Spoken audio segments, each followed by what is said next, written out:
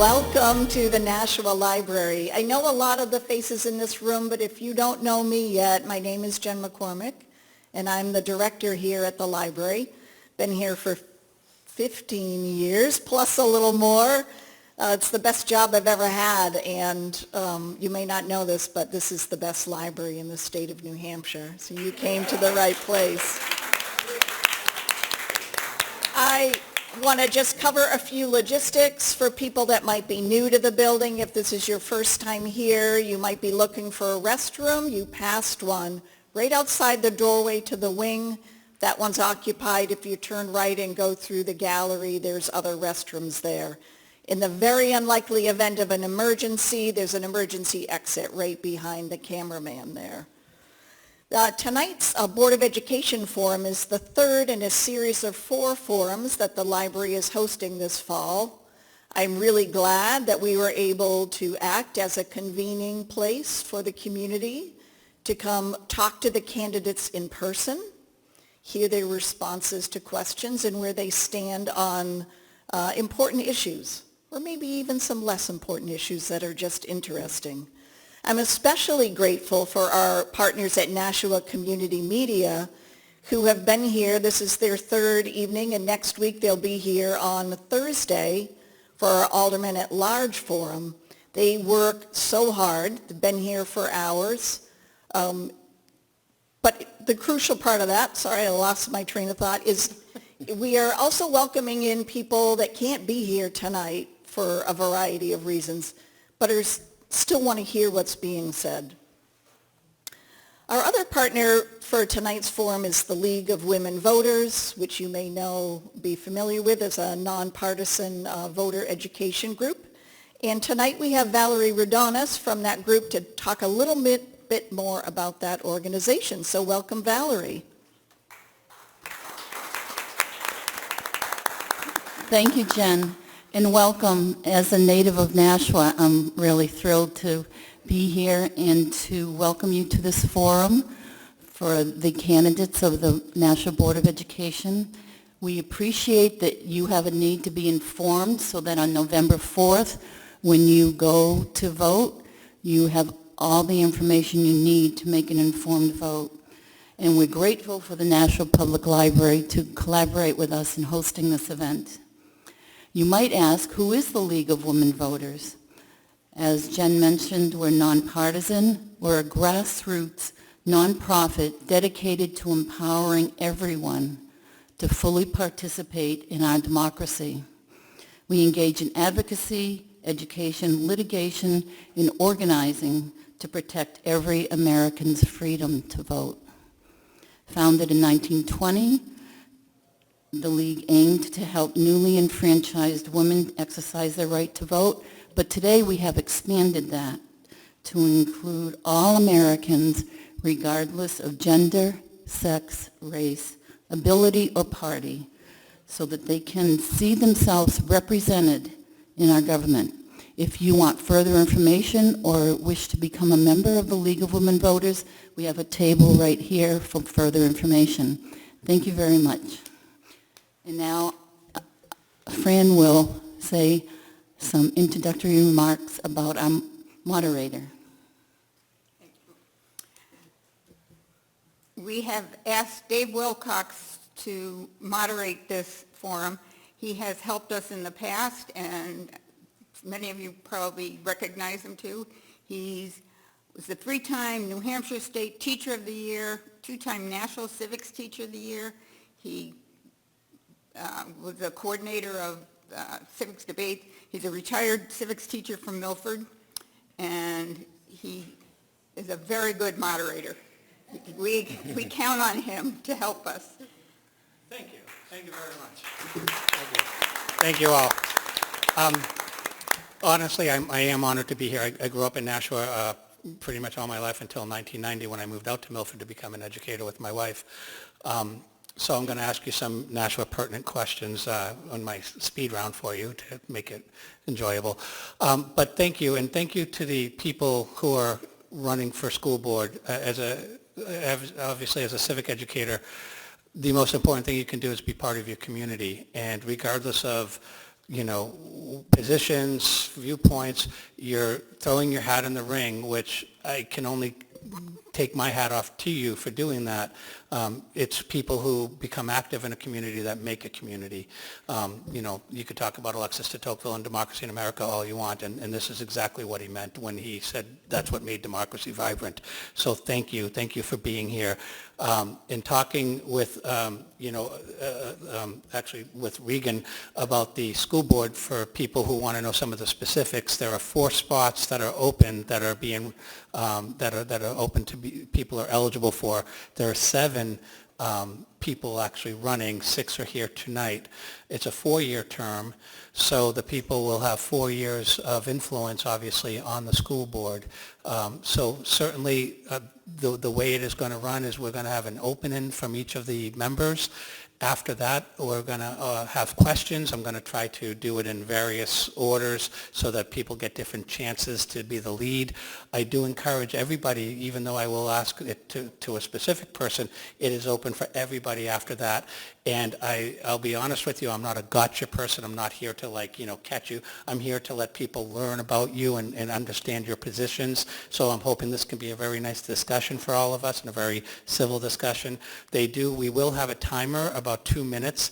Please be cognizant of that. I mean, the last thing I want to do is be like, just recognize that everybody has something to say up here, and that would be wonderful. If audience members would like to contribute questions as well, there's a question basket over here that you're welcome to put any questions in, and we definitely would encourage that. You're here for a reason. You came out for a reason. So if there's questions that you'd like to hear answered, please write them down and bring them on over. We'll make sure they get that done. Perfect. Are we good? And we'll come around and get them. And we're here till 8:30, so, you've got a captive audience. Ma'am in the front row, just left or right? Tell me one of them, left or right? Perfect. We're going to start at the left on introductions, and we'll go right down all the way to Ms. Lamphere. So if you would like Oscar at this point, to introduce yourself. Good evening, everyone. My name is Oscar Velasquez. I am a father of 2 twin girls. I've been here in Nashua most of my life, and I've been involved in community. I'm really passionate about, the community and making those connections, but most importantly, the longevity of being able to inspire the next generation. I believe that from lived experiences and also from those connections, having a seat at the table is important to truly have the representation of our community look like everybody up here. And I think that that's truly important, and that's something that I want my daughters to grow up in, and, the support within my family and being able to be an ally and an advocate through marginalized community members consistently. But most importantly, education. Education, I know that with everything that's going on in the world, I think that we can focus on the future, the most important, which the most vulnerable are kids. And going into this, I'm really passionate because I want to make sure that my daughters are being seen, feel safe, and have a fighting chance for the future. So this is why I'm running, and I'm Oscar Velasquez. Thank you. Thank you. Ms. Susie Smith? Hi, my name is Kendra. I was born and raised in Lowell, Massachusetts. I moved here when I was 12 years old. I've gone to school here in Nashua, starting at Fairgrounds Junior High and then going to Elm Street. Graduated from Nashua High in '95. I've raised 4 kids here in Nashua. One of them sitting up here, Nadia, is my youngest, who graduated in June. I had 2 kids who had behavioral issues in Amherst Street School and then moving forward into high school. And then Nadia was born completely blind with congenital cataracts. So we have gone through this school system since she was 3 years old, and she's kind of taught me how to navigate and advocate for her. I've also worked at South for 6 years in the kitchen. I substituted, and I also was a crossing guard as well. So I coached basketball here for the city so that Nadia could play as the first vision-impaired child here in the city. She played for 3 years. So we're a family that doesn't say no, and I want to bring that into our school system as well. I'm also here to advocate for kids who experience food insecurity. So that's why I'm running. I'm running for all the kids. Thank you. Mr. Salvi? Hi everyone, my name is Santosh Salvi. I live in Nashua for the last 27 years. My two kids are graduated from Nashua South High School, right from elementary, middle school, Elm Street during that time, and they graduated from the Nashua South. I have certainly worked very closely during those school years. My basically interaction with the teacher, the way in which the relationship was with the teacher and the parent, that is what I like to see, the trust and all. I'm a serial entrepreneur. I run the IT company. I work with unemployed people in 12 different states. I do the skill upgrade for them. In last 7 years, we trained 2,200 people in 12 states, and 72% of them got the job. I'm also a community volunteer for last 20 years, working with many Indian organizations, American Red Cross for blood donation camp. I was on the directorship for Nashua YMCA, and currently for last 7 years, I'm running Nashua Soup Kitchen every Thursday with 54 families, preparing and serving meal every Thursday from September to June. We take summer off. Every family gets volunteering only once a month, so they are not avoiding me. The sustaination is there. That is what I believe in. I believe in bringing people together, finding their qualities, empower them, do not be on their head, listen to them, and try to get the things done effectively. Both the kids really enjoyed the public school, and I wanted to make sure, I'm done, sorry. And you wanted to make sure you got that point across tonight, didn't you? Fantastic. Thank you, sir. Ms. Raymond. All right, thanks. Hi, everybody. I'm Heather Raymond. I've lived in Nashua since 2010. I have been on the board here for 8 years. I'm also a state rep representing Nashua's Ward 1 for the past 3 years. I initially ran 8 years ago because my children were in elementary school, and I love Nashua. I love the schools here. There's a lot of really great things that the schools do, and I wanted to be more a part of that. I've been a social worker for most of my professional career, so giving back is kind of who I am, and getting involved is really important to me, and I wanted to do more with education. I think for me, I'm still running because the work isn't done. Over the last 8 years, we've tackled a lot. We've built security vestibules in almost all of our schools. We've worked on the budget. We've expanded the CTE program. We've added courses in machining and droning. And these are things that I'm really proud of, but we're not done. And I think education is facing some really significant challenges these days. And I want to make sure that we have people on our board who are willing to stand up to make sure that our kids are still the focus of what we're doing. It has to be kid first. We must make sure that every single student is safe and welcomed in our schools, regardless of where they come from and regardless of what's going on at the federal and state level. And so that's why I'm running again. Thank you. Ms. Lewis.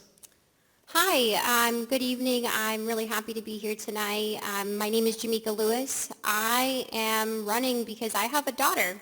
She's 11 years old. She goes to school at McCarthy. She just began 6th grade this year.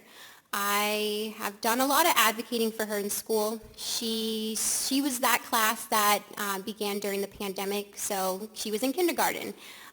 So I understand the challenges. I understand the needs that are going on right now within our schools and also with our children, because my daughter, she's currently living it. She'll be in school for the next 6-7 years until she graduates. I went to elementary school here in Nashua. I graduated from Alvern High School in 2012. I do consider myself as someone who is a young emerging leader within this community. I worked at Harbor Care for the past 6 to 7 years, and I've done a lot of advocating for the people. So whether or not it's someone who comes from a background of mental health, from homelessness, individuals that are facing recovery, I have seen it. I have my own lived experience as well, being a single mom, raising a daughter by myself, teaching her to be strong, to be independent when she goes to school, to be that person that to be that person that is first within her learning, and to empower herself and her peers. I believe that it's important to be running right now, because now is the time that we need people. We need to raise the voices of our children, of our teachers, of the parents that are in need. And that's pretty much why I'm running. I have the experience of working with policies, putting together budgets, and running a DEI program. So that's a little bit about me, and thank you. Thank you. Ms. Lamphere. Hi, my name is Regan. Thank you everyone for coming tonight. So I was first motivated to run for a school board because of my son. My husband and I had a child who had serious disabilities, and he passed away almost 11 years ago. And after he died, I became involved in advocacy at the state level. I attended the UNH Institute on Disability Leadership Series. So I learned a lot about advocating, like I said, at the state level.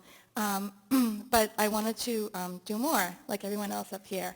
And I thought it was important to be a voice for parents of kids with disabilities, because people like me don't get to serve on boards because they're busy taking care of their kids. And I have the knowledge but not the responsibility.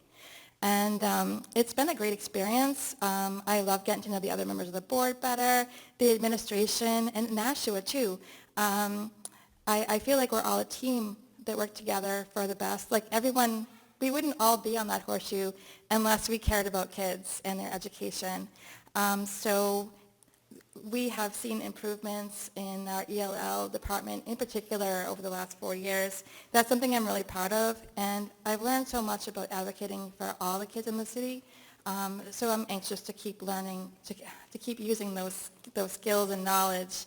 I've served as a clerk for, I think, 3 years, and I've been the chair of the Finance and Operations Committee for 2 years now, and I've enjoyed that. I keep a close eye on the money that comes in and goes out, and making sure that the residents of the city are aware of what their money is being spent on is very important to me as well.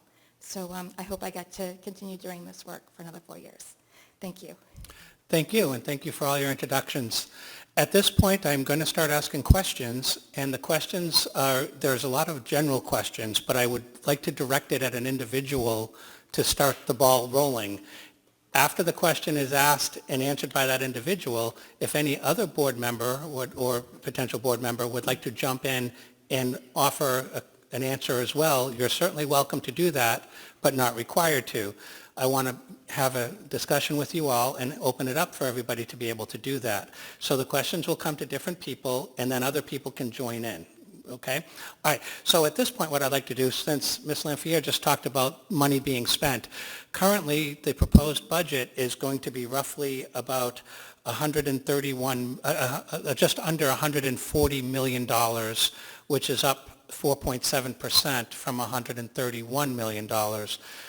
Most of that money looks like it's going to be going to transportation and to special ed. So actually, Ms. Lamphere, you were very focused on special ed.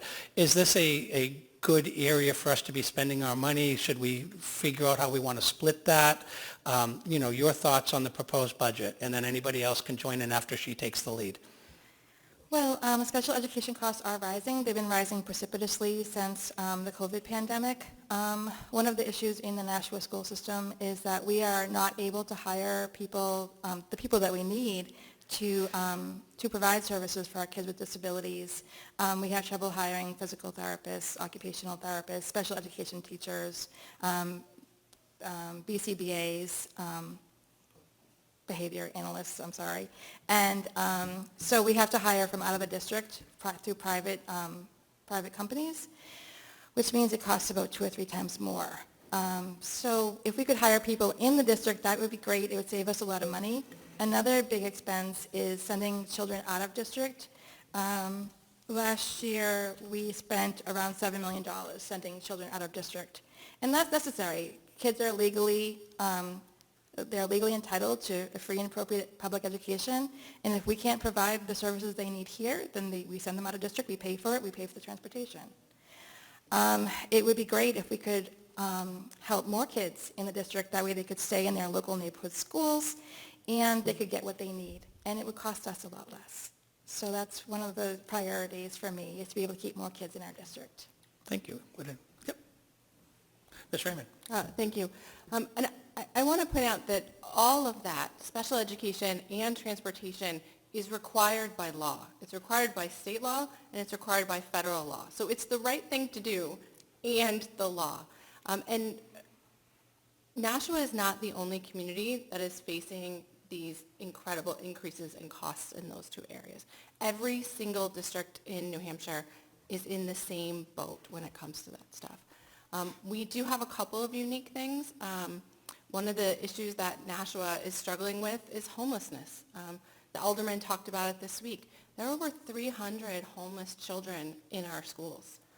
And we are required to transport them from wherever they're staying to school, because what's best for kids is to have consistency in their schooling, even if everything else is not consistent. And that costs a lot of money. It's the right thing to do, and I would never want to take money out of either of those pots because it would hurt children. And that's not what we're here to do. Yes, sir. I understand the need, but the questions that we're asking is, the questions that we're not asking in this aspect is, how come we have a bus company that's constantly costing up raising the cost, right? I think that's something that we should look into, especially when we just have one bus company. We should sit in the table and have a negotiation, because these cost rises are not only affecting our budget, but also affecting other programs and the livelihoods of teachers. We're negotiating where should we spend our budget on. I think that we should look into that. Okay, thank you. Yes, sir.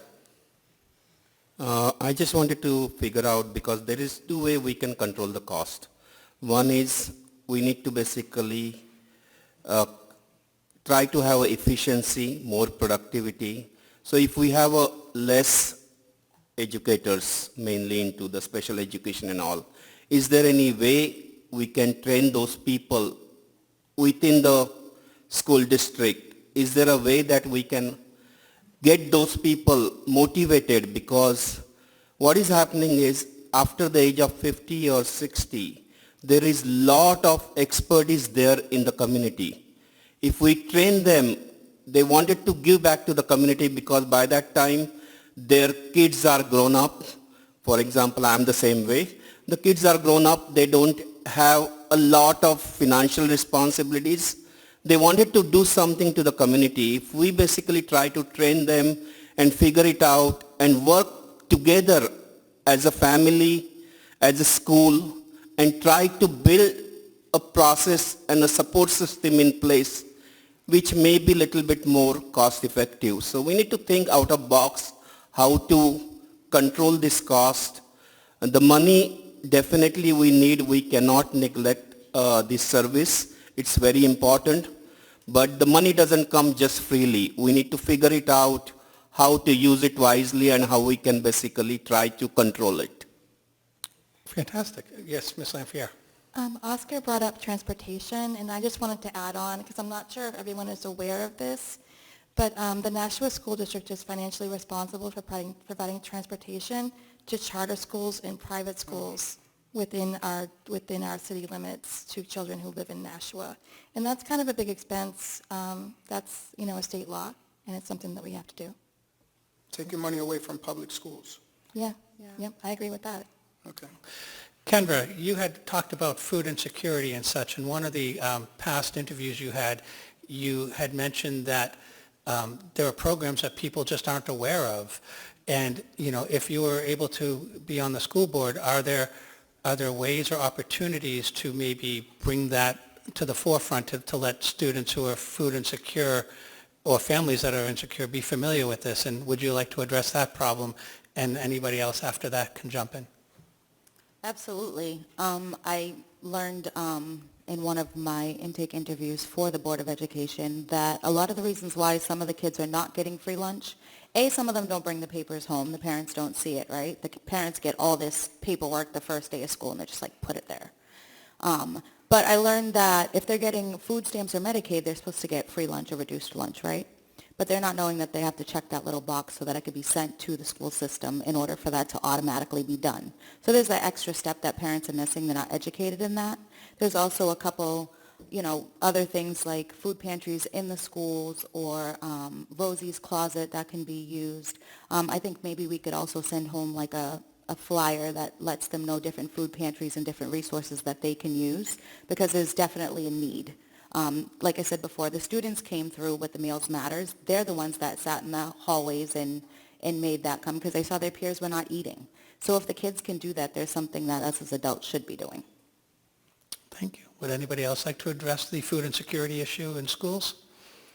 There's an issue going on right now that I don't know if the public's aware of, but since the closing of Elm Street, the district was split and was sent, half of them was sent to McCarthy and the other half was sent to Pennachuck, which overwhelmed a lot of not only the teachers, but some of the students that have lunch at the end, last lunch period, some of the kids are running out of food.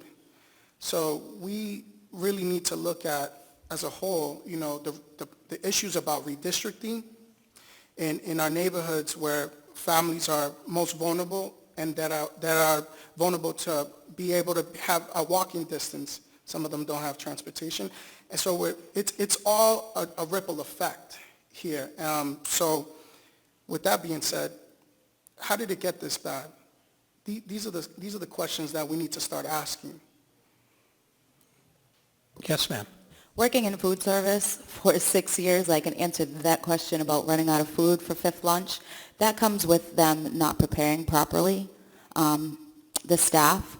Another thing with that is that they also need to have proper training. So a lot of people that are going into working, like I said, are people who, you know, their kids are out of school or they're retired or somebody that's disabled and looking for a part-time job. Being a lunch lady or a school monitor is like the top tier job for somebody like that because it falls right in that income. But the problem is that a lot of them are not trained in food service. So it's a guessing game every day when it comes to how many kids are coming through that line to eat. So some days, there's always other options, but yes, they might run out of the hot lunch option. So that's all in planning. I would like to just add that, yes, I do agree that there's many different resources out there. I think that it's important for our school district to continue collaborating and building relationships with the many nonprofits that are here. I know, like, there's Catholic Charities, right? There's the Nashua Soup Kitchen and Shelter. I know that the Boys and Girls Club, they even provide a pantry as well for families to go into receive some services. So there's many different programs out here, including Feed the Kids as well, that provides many opportunities for our children. I know another thing that was brought up was staffing, right? Making sure that they are engaged in training is important for our schools, and I think this kind of brings into teacher retention and trying to engage and build those relationships to keep our teachers within the schools district, and same thing for the employees. I think these are some things that we can build on and grow as a school district, and providing that would be important. Yes, ma'am. Kendra brought up the forms for free and reduced lunches, and that is super important, and we know we don't get enough kids or parents to fill that out. It not only brings in money for the kids to have lunch, it also brings in more Title I funds for our schools to help pay for everything. I just wanted to add that last year we had quite a deficit in our lunch program due to the cost of inflation, the food prices going up so much. And we were able to cover that, but it is another pressure on our schools. another thing that we have to be responsible for. So there's a lot going on, a lot to balance, and I think that we do a pretty good job considering, although I'd like to do a better job. Thank you. One of the pressures, obviously, that kids are facing today is the high costs of college. Another track is CTE, and like Ms. Raymond said, you've got machinery now and droning and so on. Are there ideas that you may have to increase CTE ideas with maybe internships or externships and so on? And Ms. Lewis, I'd like you to maybe start with that. Do you, if on the school board, would you have any ideas to retain people in the CTE areas? Yeah, so at Harbor Care, I actually built a volunteer and internship program, so I was working a lot with some of the local colleges and schools. I think it's really important to listen to our students, listen to what their goals are, what motivates them every single day. I was in a CTE program at Alvern High School. It was health occupation, so it was that path to become a nurse, actually. My path did change a bit over the years, but I think it's important to listen to our children, get them motivated. I think mentorship is another piece that a lot of our children that are in school, they don't necessarily have, right? So engaging like with Big Brothers, Big Sisters program. I myself had one when I was at Girls Inc. and it was a great joy, you know, being able to look up to someone who's older than me that's in high school, and to hear a little bit more about what her goals are, and just to listen to me and to empower me. I have my daughter, and she sees me as a single mom, and also a young adult that I keep pushing forward every single day. You know, I started in a role that was administrative, and that pushed me up into a leadership role just because I was that person that was always raising my voice, speaking up, wanting to figure out how I can help someone else. So I think building our CTE programs, trying to get the high school students engaged, maybe even with our middle schools and our elementary schools, just to go in and talk to the kids, listen to them. This could be a path for our juniors and our seniors to also be growing, right, as leaders. So that's a little bit of information I have here. There's a lot of different programs, too, within this area that are trying to advocate for youth homelessness, right, trying to build financial empowerment for our kids. There's a lot of things that aren't taught in school, and I think that can be taught elsewhere. Fantastic. Mr. Salvi, you've done a number of counseling and job help. Would you like to comment? Yeah, absolutely. One thing is very important right now is 8 hours at least of the daytime kids are in the school, okay? First of all, we need to make sure that they are utilizing their time properly. We need to have various trades. I'm not talking about everybody should have a 4-year college. 2-year community college, the trades which they are getting into, they need to get exposed to. But how it will work as a team. We need to keep their parents involved. We need to make sure that they understand what kind of trades are available. They need to come to the school. We need to encourage them. We need to basically educate them so that the questions which is asked in the school, the same questions will be asked at home. It's a partnership throughout the day. 8 hours of school is over. That doesn't mean everything is over. There has to be some follow-up at home with the parents so that next day when they are coming to the school, they are prepared. So we talk about so many programs and all. We will continue doing that. We will spend time and money into that. But we need to have all our partners with us. The way in which basically I run the IT Training Institute, I always counsel the person. But the person is basically 25, 30, 45 years old. But these kids are young. They have so much of distraction. So it's very important that we need to make sure that some part of that 8 hours of school is definitely, some part should be associated to whatever they like. We need to have those kind of programs, but we need to tell parents that they need to help us out and we need to work as a team. That is what I believe in. Thank you. Mr. Velasquez, I believe you have some words. In order to have that cohesive connection within the school, and we need to have the representation for those parents to be able to communicate with those teachers and the administrators. And by that comes proper representation. and not finding avenues outside of school with nonprofits that are building and setting up these programs, but also to work with them cohesively and to connect so that kids have options of either going to school or to trade. We talk about, the rate of going down when it comes to, student enrollment. Kids are always looking for other options, but I'm saying if we can connect those together within the school system and have that representation and that connection, I think that we'll have better results. And if I can, Ms. Lamphere or Ms. Raymond, is there actually a CTE graduation requirement for the No, kids? there isn't. There is not. Nashua has the largest CTE program in the state of New Hampshire, something we're pretty proud about. But there is not, CTE is not part of the graduation requirements. And one of my concerns about the new Ed 306s that were passed this year is that they change the minimum standards for graduation in such a way that give students fewer opportunities for electives. It actually takes away, there are more required classes and which takes away at least 2 classes of electives. And I don't know how that is going to impact our students going into CTE classes. One of the things that I love about the way Nashua does it, I grew up in Massachusetts where you have to choose in 9th grade if you're going to a voc tech school or if you're going to the traditional high school. Here kids can do both.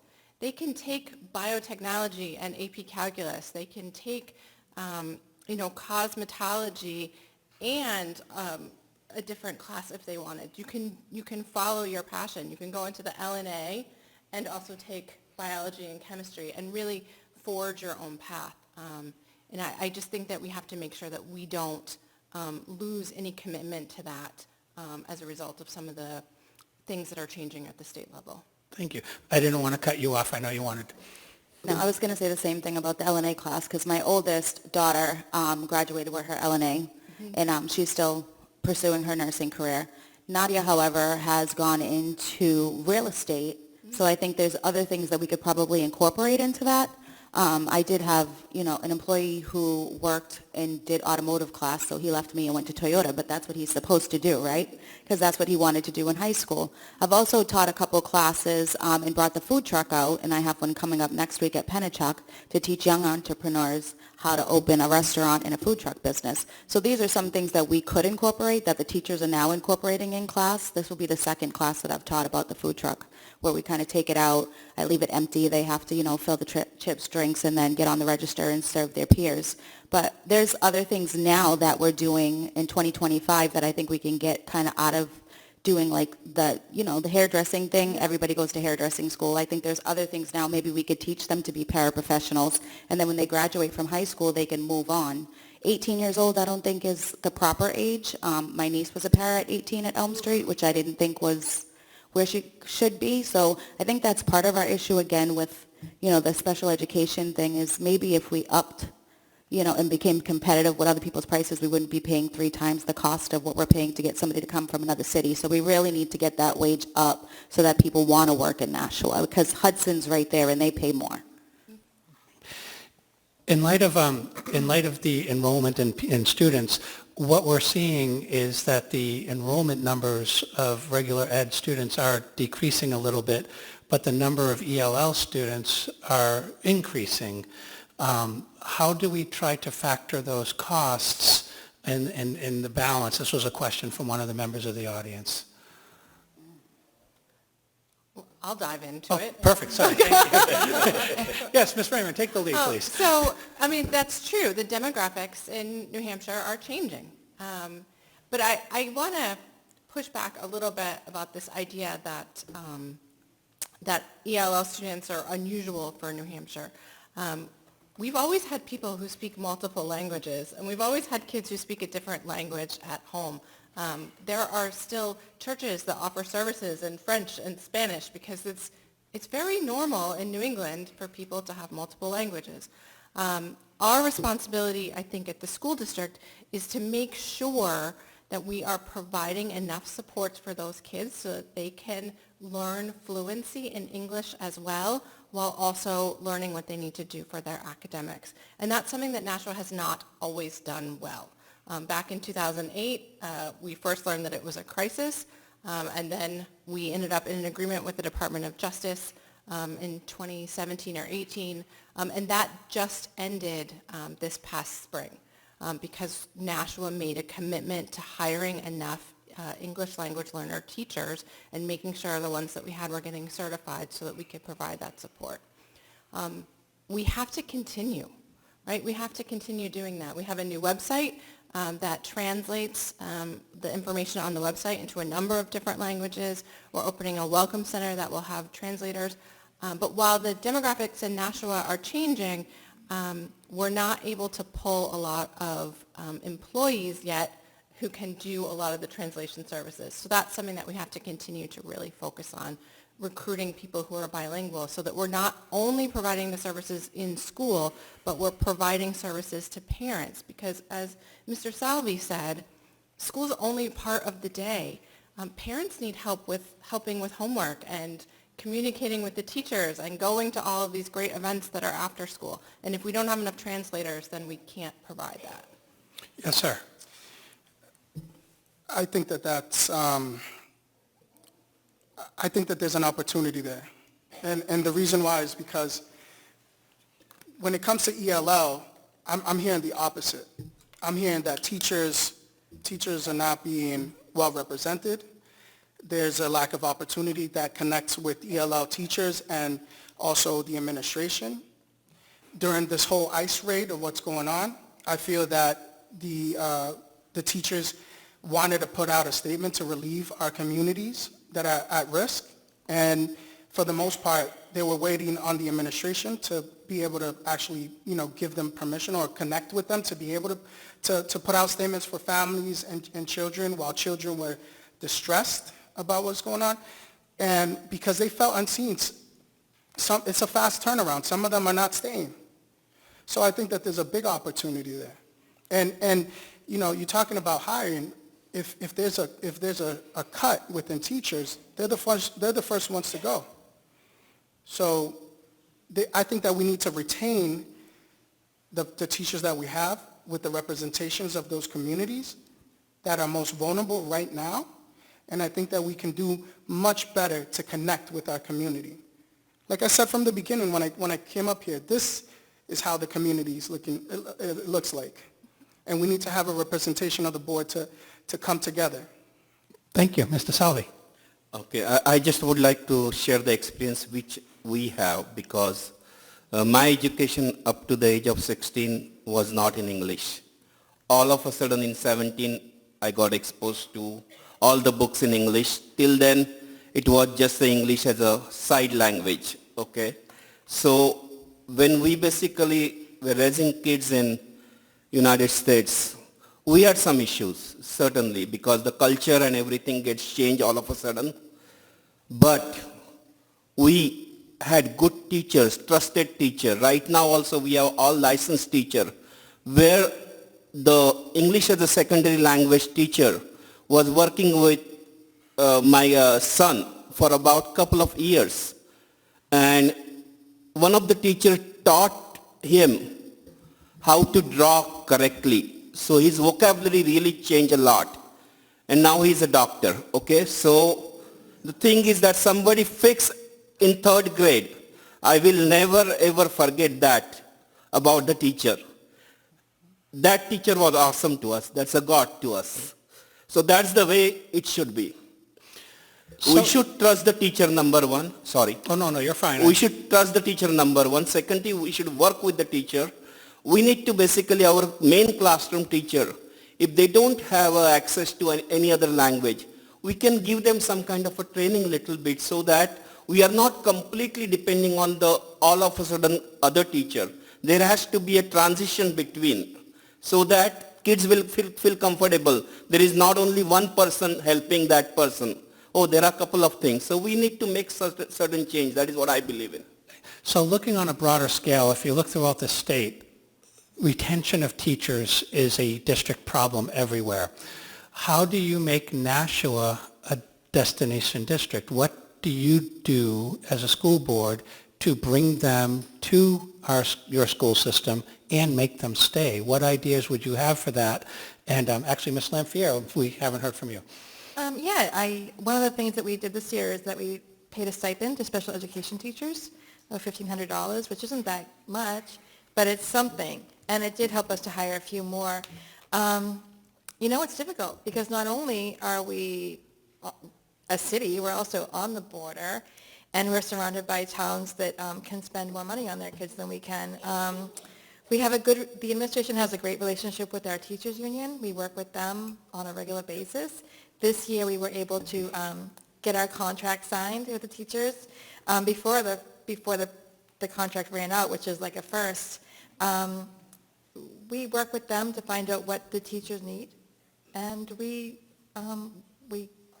give them what they ask for. One of the things about teaching is that to start off, the pay is generally quite low, and then as you grow into the profession, you get more of a living wage. But this is not a problem that we can address just as a city. It's a problem that goes back to our state. New Hampshire, as a state, provides less money to its public schools than any other state in the nation. And that's really unacceptable. You hear people talk about these other states not in New England, like Mississippi or Arkansas or whatever, and how awful it is down the south, blah, blah, blah. But really, the state that pays the least is us. And meanwhile, we have millions of taxpayer dollars going into private school, religious school, and homeschooling, and no one's keeping track of what happens to those kids that are in school, in other types of schools. So we really do need to change the way we fund our schools. And to do that, we need to elect more common sense people to our State House, fortunately. Thank you. Anybody else about how to make Nashua a destination district? Pay teachers an adequate paycheck. Make sure that they feel seen and heard and listen, I talk to my neighbors are teachers. I talk to my neighbors. I hear their concerns. They're worried. They're worried. The cost of living is going up. They're overworked, underpaid. We want to make sure that these are the heroes of our future. These are the individuals that are taking care of our children when they go to school.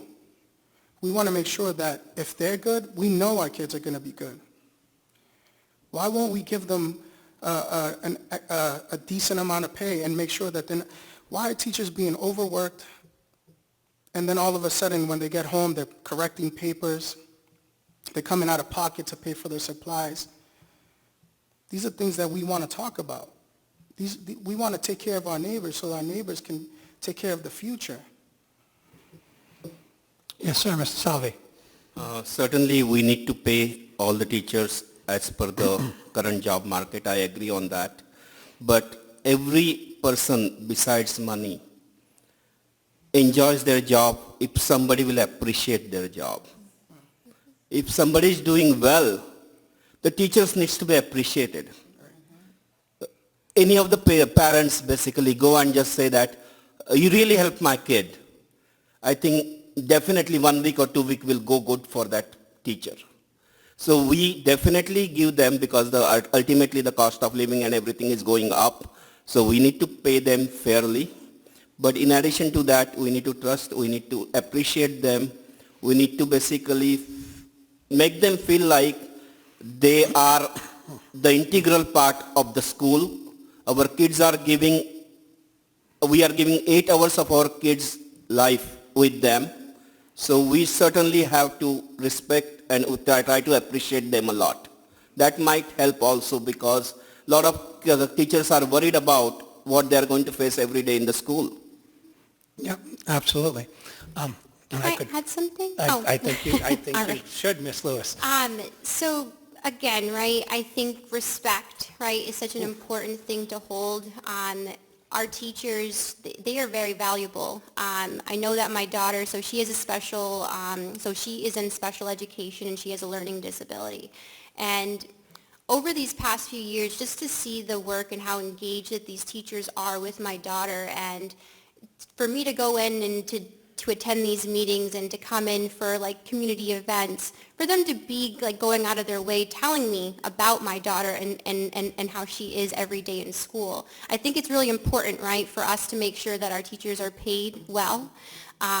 Again, I know cost of living was brought up. I'm 31 years old and I understand like how hard it is for myself to buy a house at this time. And there's so many other people who are in the same boat. We want to engage with families, people who are going to want to stay here in New Hampshire. People are moving out of New Hampshire. We have all these students that are here within our schools. How can we get them to come back after they graduate, after they go off to college? Retention is such a huge thing, and I think that trying to do some surveys, learn about what's important for our teachers, again, working with our unions as well, are some important factors that I think as a board and as a district we should take into consideration.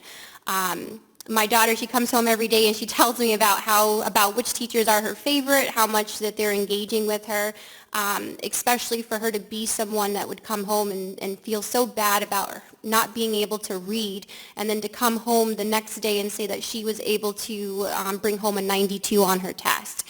I think our teachers, they are wonderful, they're amazing, and they do so much. So we have to pay attention to them, because if not, then we're going to lose them. So we need to work hard. Thank you. Yes, sir. You know, we talk about surveys, but before deciding to run, I've gone to these Board of Education meetings along with the teachers union, and we've heard their concerns. We've heard their frustration. I think that we need to have more conversations and less surveys on a one-to-one base to be able to hear directly what they're going through on a day-to-day basis. Thank you. I'm going to combine two questions from the audience into one, and I'll actually have Ms. Raymond take the lead on this one. Oh dear. So, because why not? So there is a decline, obviously, in student enrollment in public education because people are going off to charters and privates and so on. You look at school districts like Peterborough, you know, and they're actually closing down some of the elementary schools to deal with problems. Same up anywhere north of Concord, you're running into the same situation. So focusing on our declining population of students, and also an idea of maybe closing one of the schools down to free up resources. Thoughts on that, and anybody else can jump in. Okay, sure.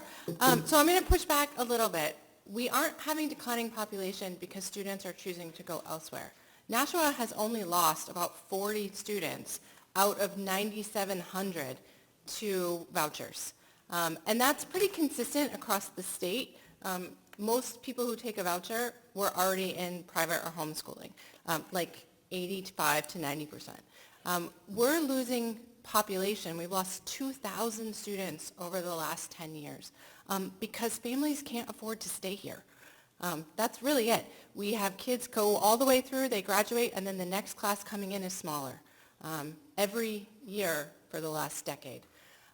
There's not enough housing that people can afford, so they're not moving to New Hampshire to raise their kids anymore. As far as closing a school, I think it could be necessary in Nashua's future. We've lost 2,000 students over the last 10 years. I don't want to do it. I don't think it's good for the city for a lot of reasons. We take pride in our community schools. We take pride in the fact that we can have walkers and the fact that we have small class sizes. I would rather redistrict and balance our schools than close one. If we get to that point, I don't think it's going to magically solve our budget woes.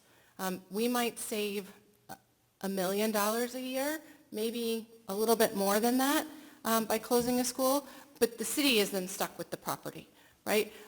Because if we're closing a school, we're not losing students. We still need those teachers elsewhere to make sure our class sizes stay the same. So I just don't think it's a magic bullet. Yes, sir.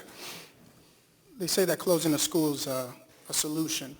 I say if closing Mount Pleasant is the best solution, and it's a $20 million repair, right, to keep it open, I ask, how did it get this bad? How did it get this bad? And if we close Mount Pleasant, which is at 50% a walking school from everybody in French Hill and Ward 3, What happens to Charlotte Ave? I talked to the teachers. Charlotte Ave has one paraprofessional and one teacher per classroom per 18 students.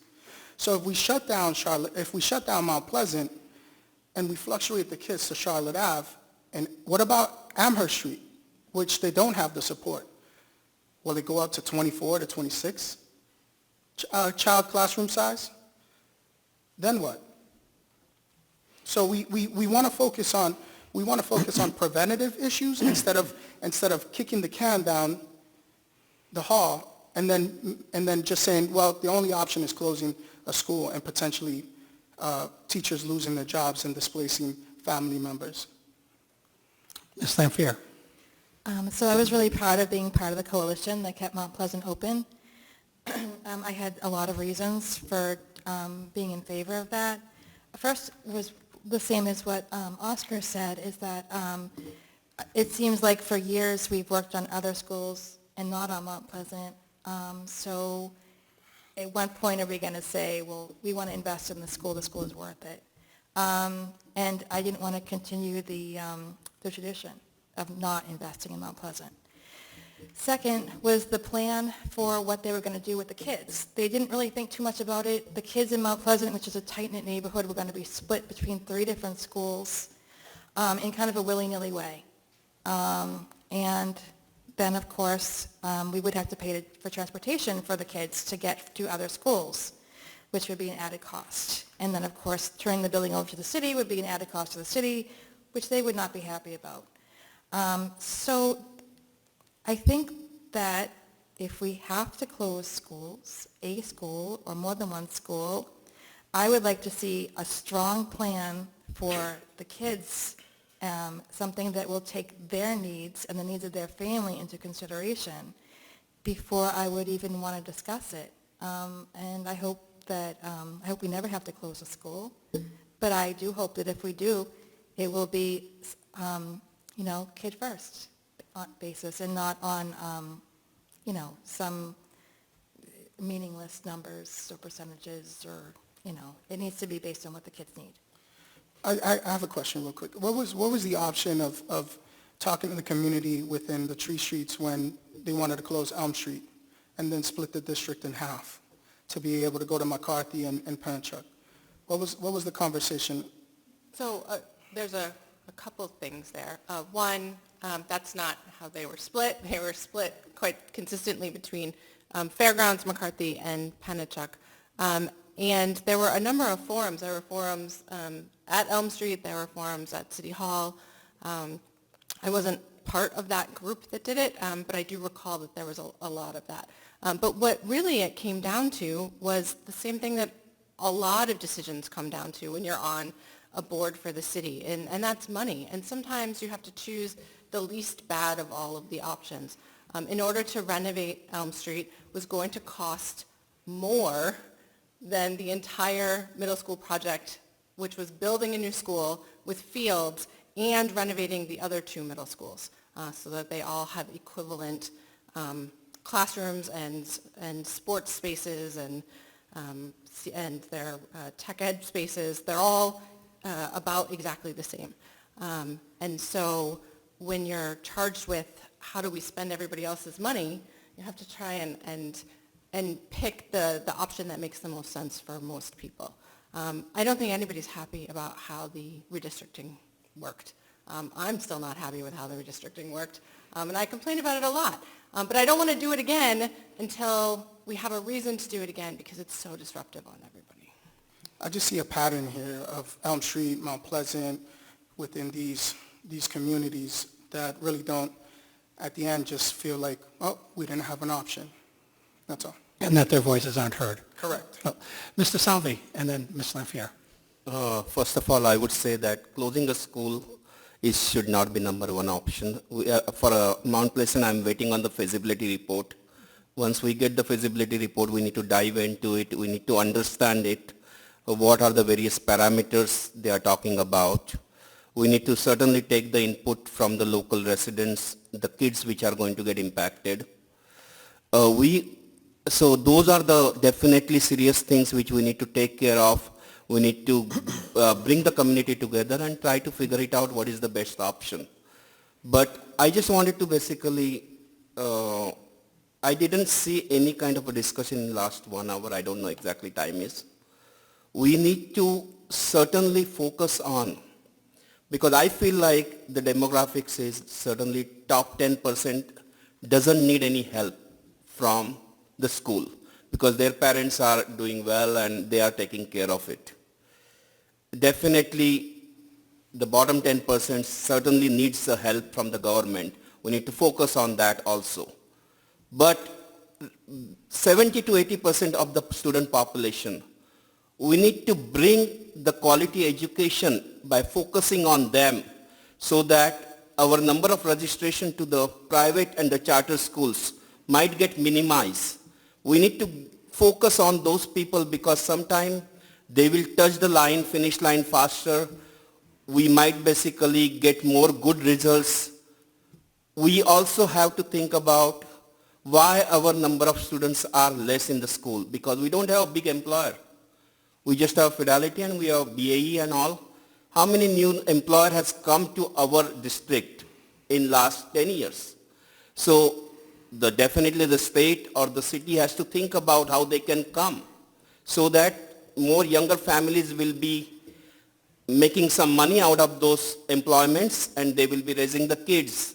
I know the cost of living is high, but if our income potential goes up, at least that helps. So that's the way I look at it. We need to think how the Nashua could be destination by increasing the job employment, making sure that our schools are in line with the charter schools or the private schools so that basic STEM operations and everything is in place. Perfect. So that people will come to our school. Perfect. Thank you so much, Ms. Lamphere, and then I'll get Mr. Velasquez. So one of the things I've noticed while I've been on the board is that sometimes when contentious issues come up, it's the parents from the suburban parts of the city that show up. And they are there to advocate for their children. And that's great that they're there. But then sometimes we discuss things that affect the inner city. And those parents are not there because they're busy just trying to survive. And, you know, I've been there at certain times in my life. And it's at that point when the responsibility of the board is to advocate for those kids.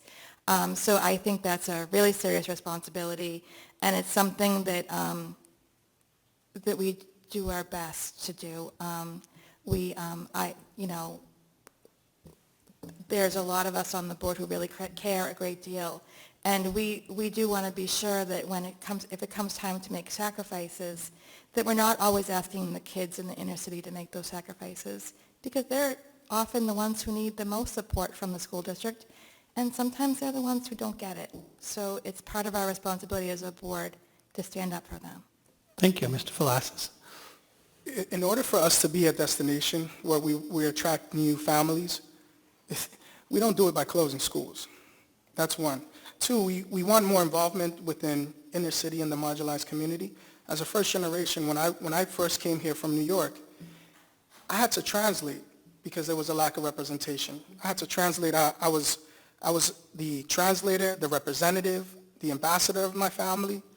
And to be able to keep that consistency, right, to that rapport with families, we have to make sure that we start hiring individuals from our communities to be able to translate. Nothing suits a family to see a familiar face that they can communicate with. Then you have more engagement.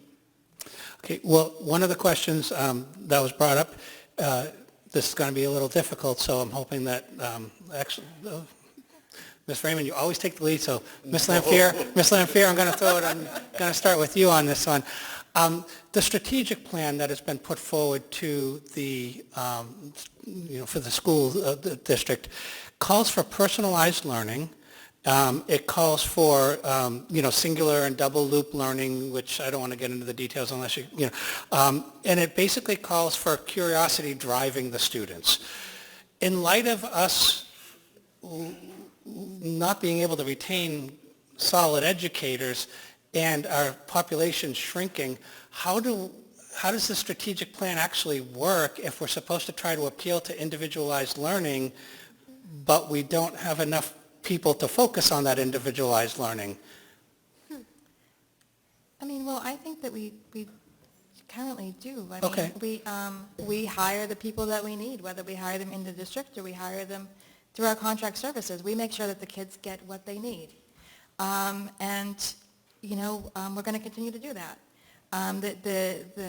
The strategic plan talks about a lot of plans for the future.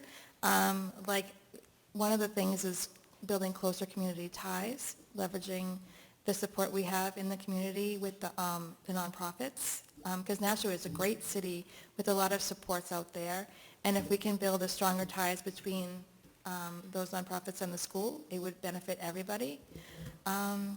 We talk about focusing on a lot of professional development for our teachers so that they know how to offer the best support to our kids. There's a lot of other things. Like our mission is to provide the personalized educational opportunities, and we're going to do what's necessary to do that. We're very lucky in having the support of our teachers union and the support of our aldermen, because everyone knows that good schools aren't just good for students, they're good for the entire city. If we have a good school system, people will want to come here. This will be a destination. And when people decide to move to a city and they have disposable income, they're going to be spending it in the city. And that will up our revenues, and it will just be good for everybody. Thank you. Does anybody else want to? Ms. Lewis? So I just wanted to add, so I did take a look at the mission and vision, and, it's important for us as parents, right, to raise our children and guide them and teach them, right, to become citizens, right, to become these people that can give back into their communities and to give back. I think it's important for parents to be involved with everything with their kids, and again, there's a lot of people that come from different backgrounds and different experiences where they don't have that opportunity, they don't have access to additional resources or to have people there that have their back. So I think it's really important that we are centering education around our children, around what their needs are, and to just bring and to collaborate with these organizations, bring our parents into the classrooms, bring them in, get them motivated, get our children motivated to want to do more. Because at the end of the day, they're going to be adults one day, and again, they're the future of this community, and it's really important for us to try to bring them back to want to stay here in Nashua. Okay, thank you. Ms. Raymond? Thanks. One of the things that I love about the new strategic plan is that the board didn't write it. It was written by educators working with parents and community partners.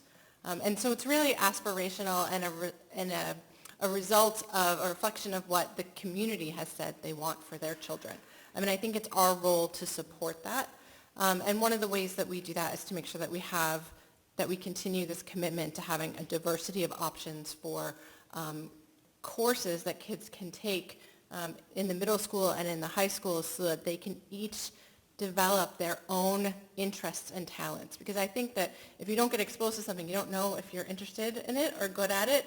And so continuing to make sure that Nashua keeps our position as having the largest CTE program, keeps our art and our music classes, keeps our AP classes so that every student can find something that they like and something that they're good at before they leave us. I think that that's really helpful.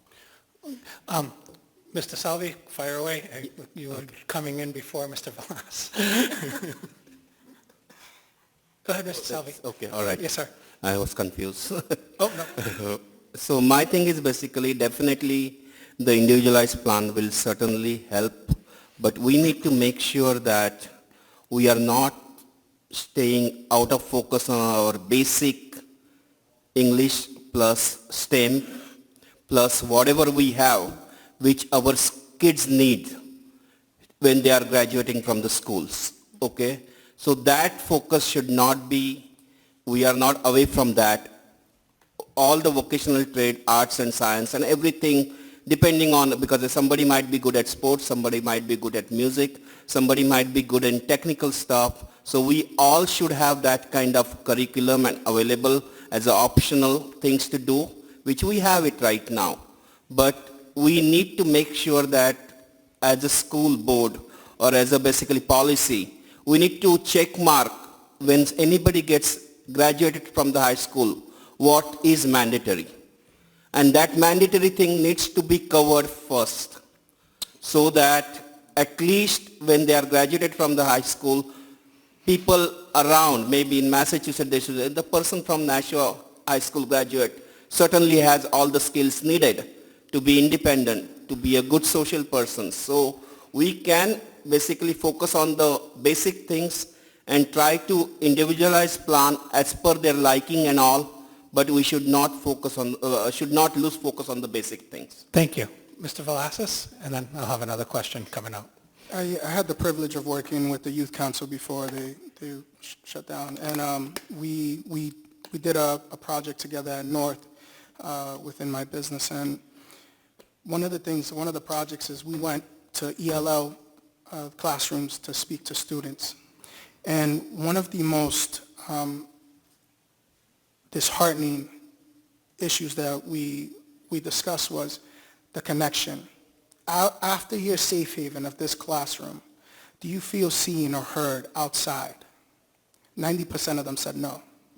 I feel the disconnect from home because I can't really express to my parents what I'm going through in school, and I can't connect with my teachers because of the language barrier.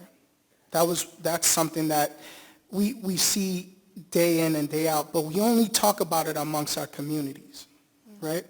I think that the time is now to be able to re-engage, reconnect with we're focused on bringing people in. How about we keep the ones that we have here and strengthen those relationships to make it a truly welcoming city? And also, the reason that parents, Ms. Regan was talking, that she said that there was, the re-engagement with parents, to be able to have a representative to stand by. I talk to parents all the time. I've gone to Pennachuck on multiple issues about bullying, representation, kids. And when you have somebody that looks like you next to you to be able to advocate for you, the conversation is completely different. Thank you. So this has been a unifying conversation. Two questions from the audience are similar, and this is where you're going to have to be a little different. What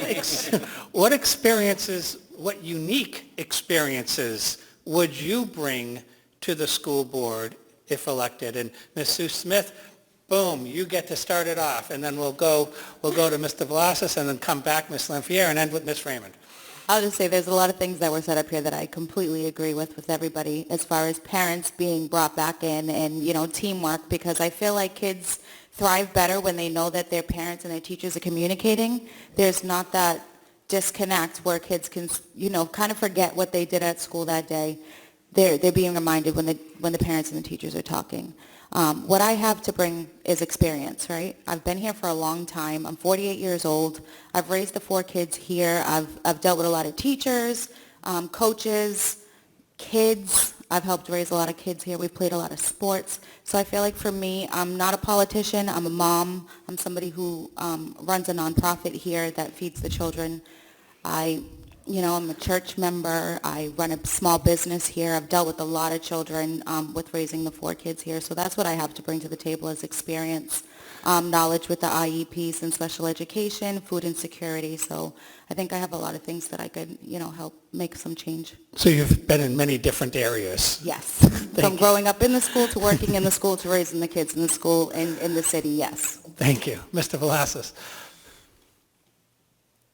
I'm somebody that was thrown into the system, to the court system, and I bounced around. Even at a young age, I ended up at Nashua Children's Home.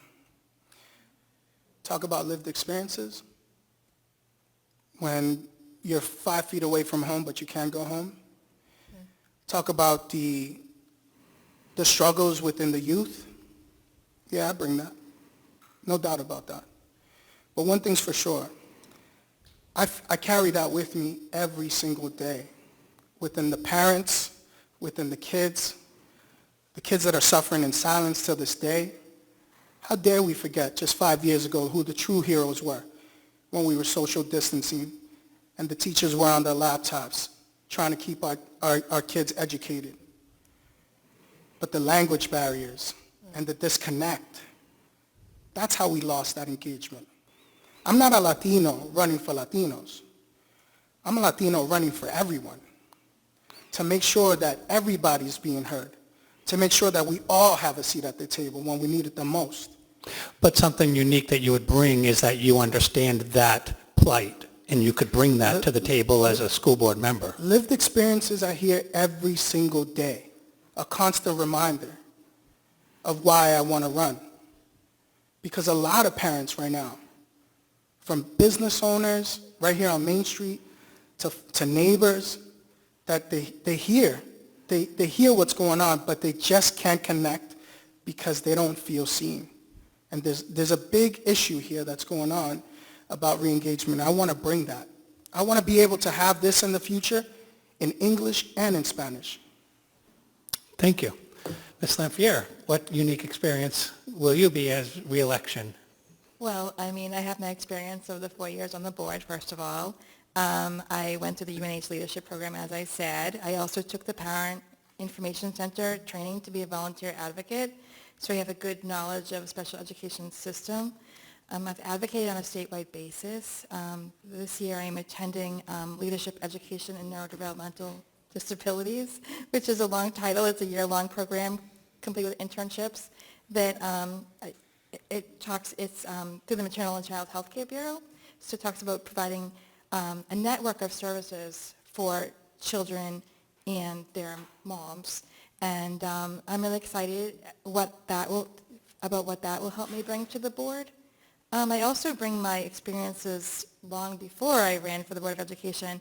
I was a single mom for 7 years. I had my first son when I was 19, and I felt very unseen for a lot of my life.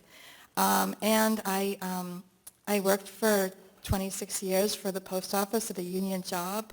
I'm not someone, there's no one in my family who's ever run for office before, so I do have that perspective. And, I no matter what life throws at me, I persevere. And it's important to me to be there for these kids, to do what I can to help them. And I'm never going to give up on that. So that's what I bring. Thank you. Ms. Lewis. So, I grew up here. My mom, she actually walked in during the last time that I was speaking, and, she was a single mom herself. My father, he passed away when I was young due to a heinous crime and left behind multiple children. I have gone to 10 different elementary schools across the United States. So coming back here to New Hampshire, being a person who is multicultural, raising a daughter who is also Hispanic and Latino, I bring that experience of being welcoming, listening to other people, wanting to collaborate, wanting to grow, wanting to build partnerships with others. I mentioned before that I am a young emerging leader. I think I am a good representation of a lot of families and a lot of women too who are just trying their best every single day to do their best for their kids. It's unfortunate that we live in this society where we have to just keep working hard every day knowing that there's a lot of circumstances and barriers that we have to overcome. My daughter, she is a wrestler for the past 5 years now. Thank goodness after the pandemic she was able to join this because that's where she found her power. Seeing her mom there at every single sporting event, encouraging her, telling her to believe in herself.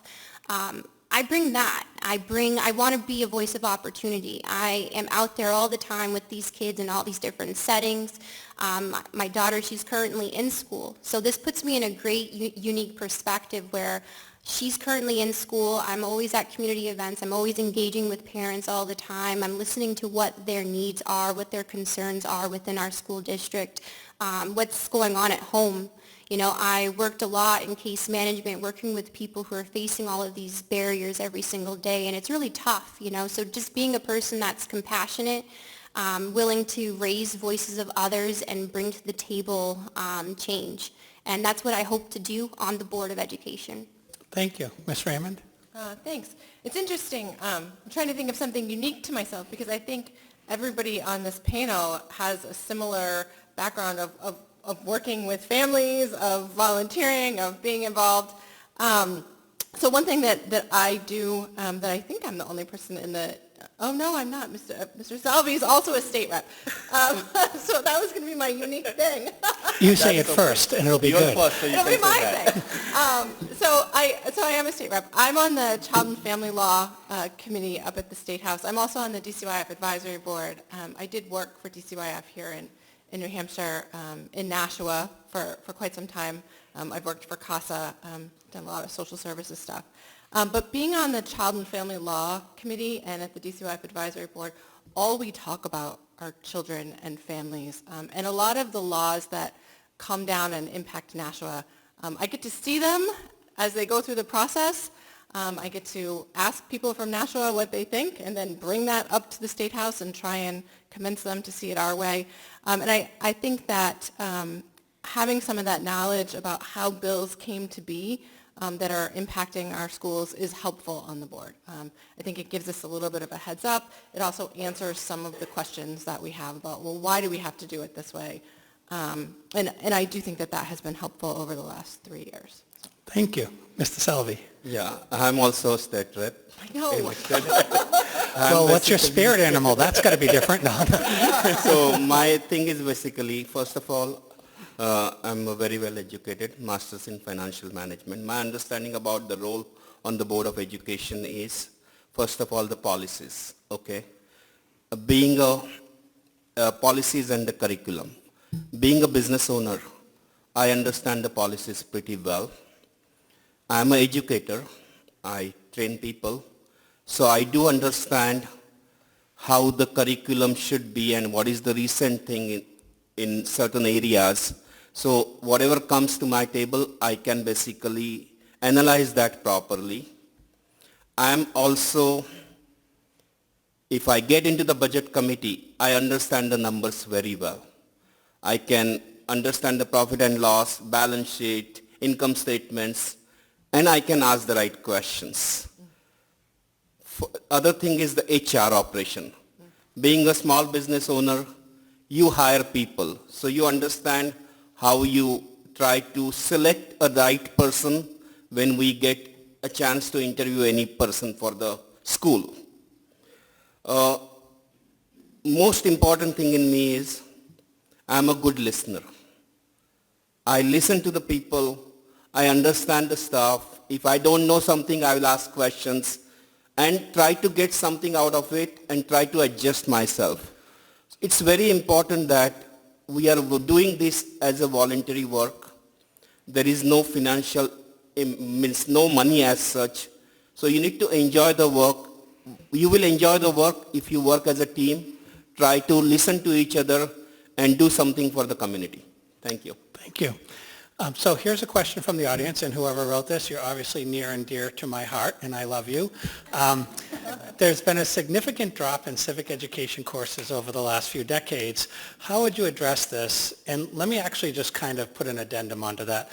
You know, I know there's, you know, the test of, you know, what the kids know and don't know, you know, and they have to take basically the citizenship test. You know, some schools have it as a graduation requirement. But outside of the test, you know, the soft skills, the communitarianism, things that you're talking about, the engagement that you're talking about and getting people involved, outside of just that pure aspect of citizenship and, you know, civic education, what else can we do as a school board to pull the community together? Do you have any ideas that you would like to use in the school district to try to foster that civic engagement that not only is the education aspect, but also the physical aspect of being involved? And let's see, I will start. Miss Lewis, why not? Fire away. You're the... All right. So in my time at Harbor Care, I had put together, along with my team, I led some events, social justice events during Black History Month, And I remember something that Honorable Linda Gathright had shared during that meeting was that she was in a setting where she could talk to a lot of young people or younger adults. I think that engaging with our schools, maybe doing field trips, trying to get some of the students involved with what's going on currently within our state, within our local government.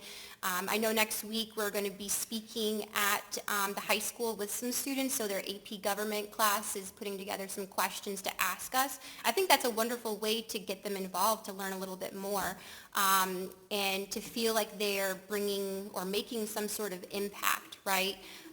So I think that these are some great ways that are currently happening within our school district. I think that we can expand on that, working with our nonprofits, even working, I know we have 2 state reps that are sitting right here, so trying to get engaged with some other members and seeing how we can bring people into the school or to just do field trips.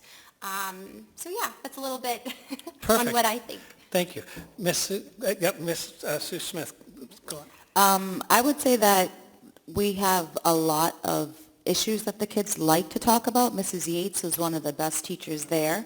Again, I always like to talk about her because when I was at the school, Mrs. Yates was always having the kids in the classroom or in the hallway, actually, brainstorming on, current events and what they could do. And again, they're the ones that came up with the Meals Matters program to feed their peers. So I think they're the best ones to ask that question. To keep them engaged, what would make them interested? What are they interested in when it comes to world? And can I ask you real quickly, you've mentioned that program twice, and obviously it's been student-centered and led. Could you just explain a little bit about how that came about? Yeah, so Meals Matters came about when kids were noticing that their peers were not being able to eat at school. So what happens is if they don't have enough money in their account or they just don't have money, they don't get to have lunch. So I used to fill the snack machines out in the corridors, and I was out there one day, and she had her classroom out by the gym, and they were, just pondering over what they wanted to do, and that was what they came up with, was a program that's donation funded for them, and they take the funds and they put it into little cards where the kids can go to the guidance counselor or teacher or somebody in the food service, and they just take that card, go up, get food, slip it over to the cashier. Nobody knows that they had to get a free meal. Thank you. Mr. Velasquez. Living at Nashua Children's Home when I was younger gave me a sense of perspective to be able to come back from that experience and engage with the kids. And that same mindset brought me out into the community. I had a wonderful time going out to meeting where the parents are at with their kids. And a great feedback which I was surprised to hear was that kids are really smart about wanting to put their input. They don't feel confident enough to express it because they feel like it's going to be swept under the rug. But one great feedback that I received was that when all this, when the phone ban from the bell to bell happened, I was expecting, I was asking kids, hey, is that something that you agree on? And surprisingly, they said, yes, I like it because now I'm getting to interact with my peers. So going back to asking the kids, no different than right now, there's a program that we have where we're building mentorship, teaching financial literacy within these local barbershops, businesses. I think that we have great nonprofits within these 8 exits. We have great nonprofits that we can engage with and have that human-to-human interaction with kids to just give them, we're one informational way as being a youth to explore and hype in our curiosity into another field, to saying, I'm not quite sure what I want to do, and then going, absolutely, I want to do that, and then taking it to the next level. So bringing it back to the basics with the kids, re-engaging with them, and asking them what they want to do. And how do they want to get engaged? And what sparks their interest? That wasn't the timer, but it was probably lunchtime. It was right on time, though. It looks like Yes, ma'am. So I actually went to school. I have my bachelor's degree in history, so this question really excited me. Since I had a lot of good teachers, and they excited my interest. And history is so important because it teaches you not only about our own country, but gives you a way of looking at the world from a larger perspective, and you can start to see patterns and how things happen and why they happen. At curriculum committee meetings, when I first got on the board, we talked a lot about science and math and some about English, and history never came up. It's not something that our school systems think much about, as far as I'm aware. I've never seen any professional development on history. I've never seen any new curriculum from history.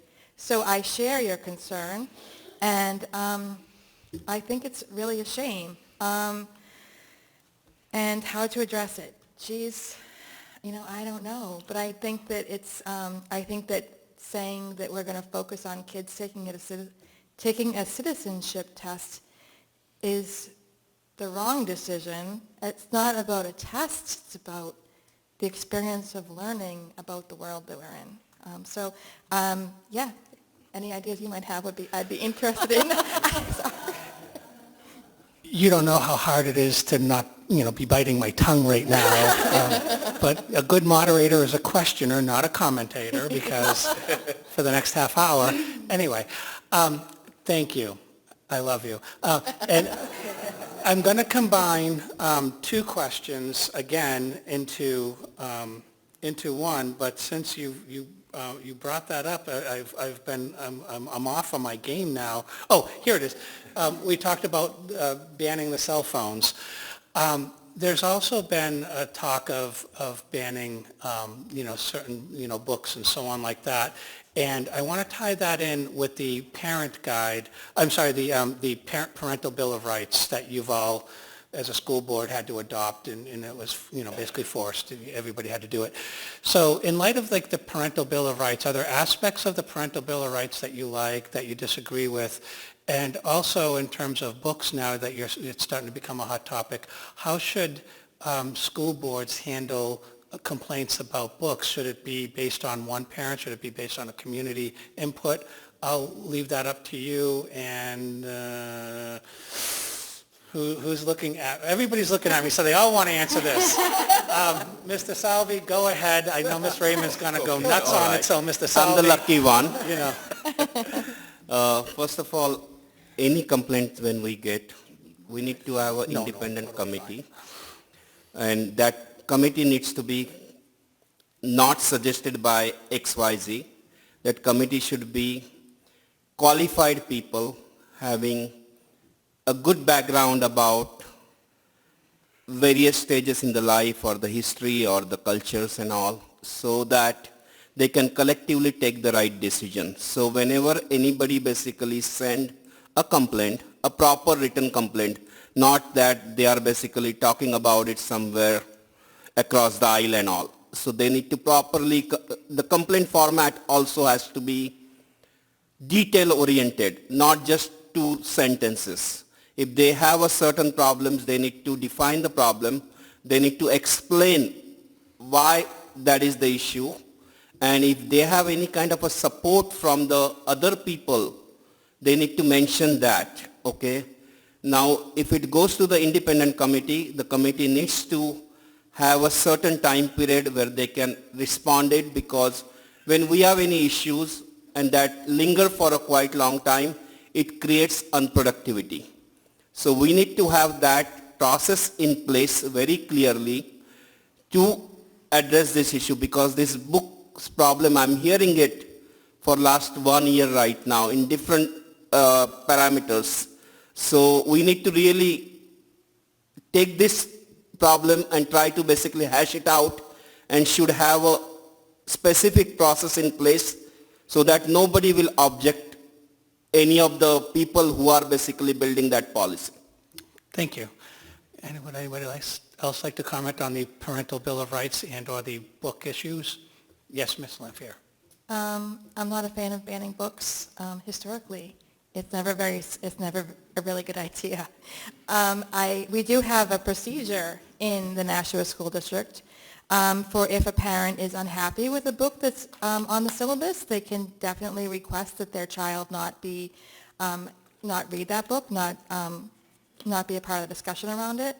But I don't believe in preventing other people's children from reading books. I think that's a parental decision. So yeah, and then the Parental Bill of Rights. Sure. I was very unhappy with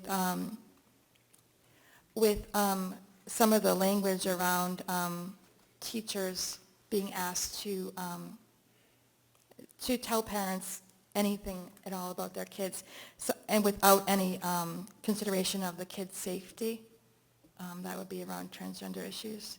And I think that, I think that if parents want the best for their kids, that they should trust the teachers and the schools. I'm sorry. Thank you. Thank you. Very incoherent. Ms. Raymond. So I think two things. One, it's been state law in New Hampshire forever that any parent can opt their own child out of anything at any time. Period. That's been the state law for a long time. That's now in the Parental Bill of Rights as well. And that's fine. I agree with Ms. Lampier. I think that the books that are being targeted for removal from schools tend to be books about people of color, written by people of color, or about LGBTQ characters, or written by LGBTQ plus people. And I just find that highly concerning. If you don't want your child to read it, don't let your child read it.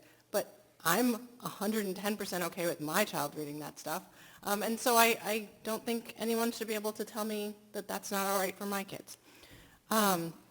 When it comes to the one part of the Parental Bill of Rights that's new is forced outing of gay and trans adolescents. And I just think that if a parent is wondering if their child is gay or trans, the algebra teacher is not the appropriate person to call. I think if a parent is struggling to have that conversation, the school is always happy to help facilitate conversations. We have guidance counselors, we have social workers. We can certainly refer families to outside psychologists. I think that your family pastor, your own kitchen table, I think that there are probably a dozen other people other than the algebra teacher to call to ask for help with this. And so I kind of feel like teachers should stay in their lane, and that lane is academics and behavior in schools, and parents have other opportunities to get this information. Anybody? Okay. All right. So you have an unlimited budget as a school board. Yeah. I know, it's fantasy land. It's fantasy land. And problem solved. if you were chair for the day, what's something to the Nashua school system district that you would do, that you would want implemented if money wasn't an object? Kendra. Free lunch. Yeah. Wow, short, succinct, right to the point. Yes, sir. A more than a livable wage for teachers that are struggling.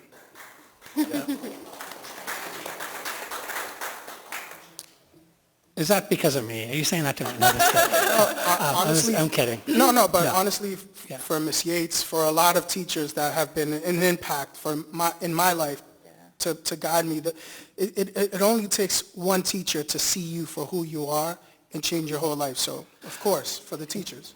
Very rarely do I comment, but I will say this, regardless of public school, private school, charter school, homeschool, I think we can all agree that there's always a teacher that we wish got hit by a bus tomorrow. No matter what you're in, but then there's always that teacher that was in front of you that was the most inspirational teacher. And so regardless of what school setting you're in, it's going to be the person up front that's going to motivate you or excite you or bring you out to do the thing that you're meant to do. And there's no question in my mind that we all here have an educator that we can point to and say, that was the person who got me to do this.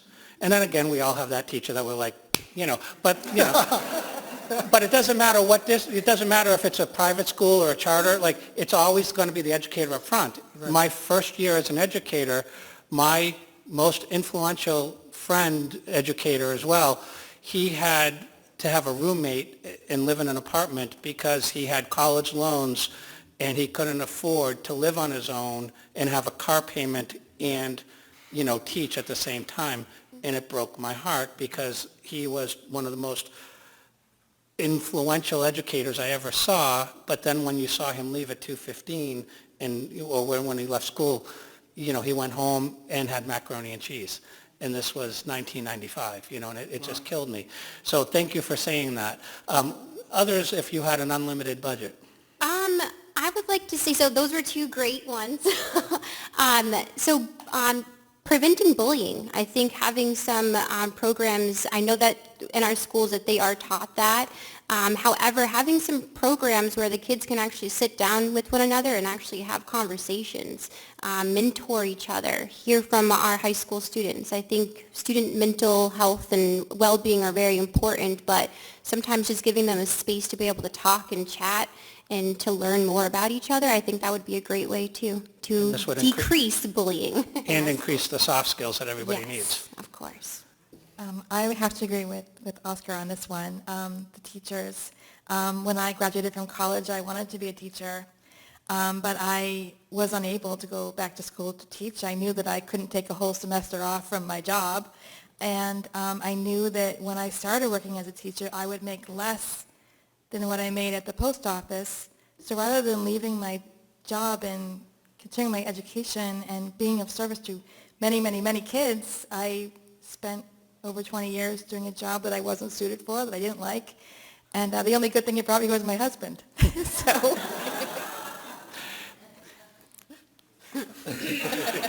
There's too many good jokes there. None of them have to do with mailmen, but anyway. Who knew that this was going to be this much fun, right?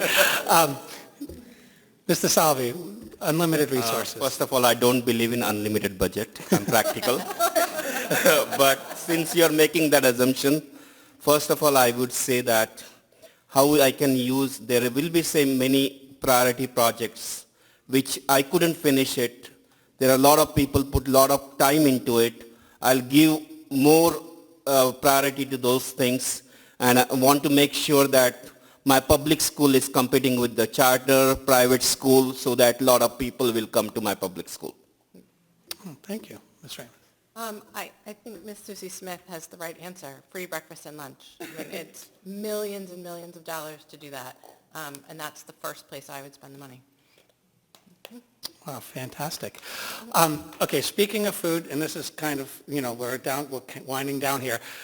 You're all lifelong residents, so if you could identify, starting with Ms. Lampiero all the way down to Mr. Velasquez, your ideal pizza place in Nashua, this is your time to rep.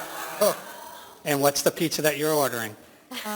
K-Hop and the hamburger pizza or cheeseburger pizza, and we were devastated when they had that fire and so happy when they opened again. So yeah, that's our favorite place. Ms. Lewis. That's so funny. My daughter and I, we love pizza so much. I would have to say Nashua House of Pizza. I've been going there ever since I was a child. I've been to all of their celebrations. Every time I walk in the door, they know my name. So I would say the Nashua House of Pizza. We would either order the spinach pizza or we would get extra cheese and pepperoni on top, because usually the pepperoni is under the cheese. Thank you. Ms. Raymond. TJ's. So my son did karate for many years, and TJ's was right there. And so it became our go-to place. And honestly, I haven't tried a lot of the other ones because, you find something that works and you just stick with it. And you studied psychology in school, right? Was that you? History. History, sorry. But who was the psychology major? Okay, so as you know, we're creatures of habit. You order the same thing over and over regardless of the menu, right? Mr. Salvi. Christopher Pizza, that is what I like, and Buffalo Chicken Pizza. I worked there in 1986, but in between college. If I have to pick one here in Nashua, I guess it would be Sopranos. Closest to New York style you're going to You get. have a fan club, and what's the pizza that you would get? Just extra cheese. Perfect. Yes, sir, Mr. Velasquez. Closest to New York, I'm going to have to disagree. I think that the best sauce, the pizza, is Jack's Pizza here on Main Street. Well, I'm happy that our biggest fight tonight is over which is the best pizza place. So that'll be. He has the best sauce. just saying, you know. There's a number of committees on the school board, and obviously, with that, you have, finance and operations, human resources policy, budget, curriculum. What committee would you be attracted to and why? And Ms. Lewis, why don't you? Oh, okay. Yeah, I would be attracted to the HR committee because at Harbor Care, I was a part of the DEI committee. I led that with our compliance officer, and a lot of that helped shape our strategic plan for the organization.